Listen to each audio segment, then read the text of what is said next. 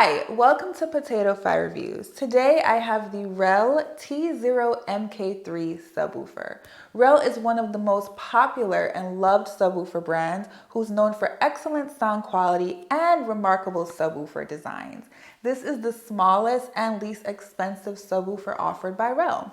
It currently retails for $499 and has a beautiful exterior that has 5 coats of high gloss paint. In addition to white, there's also a black finish. The MK3 is a sealed, down-firing 6.5-inch subwoofer which is powered by a 100 watts Class D amplifier and extends to 37 Hz. And this is how the driver looks.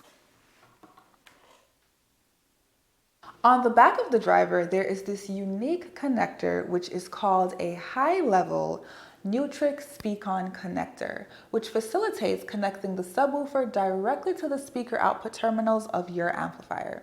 The cable is included in the packaging and it's almost 33 feet long, which should be more than enough to facilitate positioning the subwoofer in your room. REL recommends using the high-level connection, but if you decide to go another route, you still have the option to use LFE or low frequency. When using the supplied Neutrik connector, the wires are connected to the amplifier's speaker terminals as follows: yellow to left positive, black to left negative, and red to right positive. On the subwoofer's amplifier plate, there are 3 adjustment knobs. One is for the crossover adjustment, while 2 are volume controls for whichever input you decide to use. If this is your first subwoofer, it is recommended to set your crossover to 10 Hz above the lowest frequency of your speakers. When using the MK3, I tried a lot of different placement and had the best response in the corner of my room.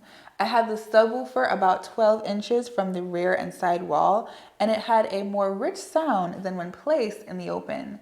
The bass is tight and accurate with no boom. The MK3 added a sense of depth and width to my speaker's soundstage. When paired with the Klipsch RP600M2, the MK3 really helped to enhance the feeling of live musical production. Although the RP600M2 has 6.5-inch drivers and the cabinets are bigger than the subwoofer, the pairing was remarkable as the bass seamlessly blends with the sound. I also paired the MK3 with the KEF LS50 Metas, which has 5.25-inch drivers, and the match was phenomenal.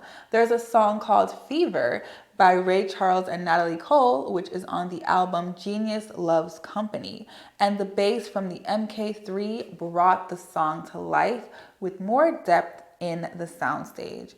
I would actually turn the subwoofer on and off during my listening sessions to hear the difference, and it was clearly evident that the 6.5-inch driver surpassed my expectations. This subwoofer is very small. It's basically a 9-inch cube, weighs 15 pounds, and can be tucked away under a desk or in the corner of a small room, making it ideal for an office setup. There are not a lot of small subwoofers to compare the MK3 to. There's an SVS Micro 3000, which has dual 8-inch drivers, 800 watts in power, and costs $900, so comparison wouldn't be feasible. The REL MK3 is not designed to fill out a huge room with bass or rattle your windows. If you're a bass head, this is probably not the subwoofer for you. Instead of going with a pair of MK3, I would suggest upgrading to a single bigger subwoofer such as the REL T9X, which extends lower and has a more powerful amplifier. In my opinion, this subwoofer is designed to pair with small 2-way bookshelf speakers that have a 5.25-inch driver and smaller. For more assistance in purchasing a subwoofer, REL actually has a subwoofer matching tool on their website, which lets you input your speakers and room size.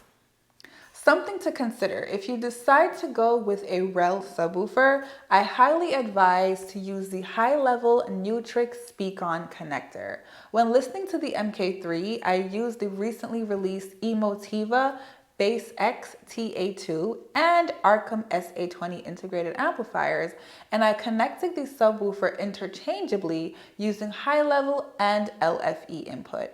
I had the best response with the high-level input. LFE is using a single subwoofer cable to the subwoofer output on your amplifier. REL also recommends connecting high level and LFE at the same time for home theater environments to produce a seamless stereo sound. The only drawback of this subwoofer is I wish the crossover knob had more number increments printed on it, so I wouldn't have to calculate where to precisely set my adjustments. Despite this, the MK3 is a well-designed masterpiece. If you're new to my channel, consider subscribing and feel free to express your thoughts in the comments. Stay tuned for short, direct reviews. Until next time, cheers.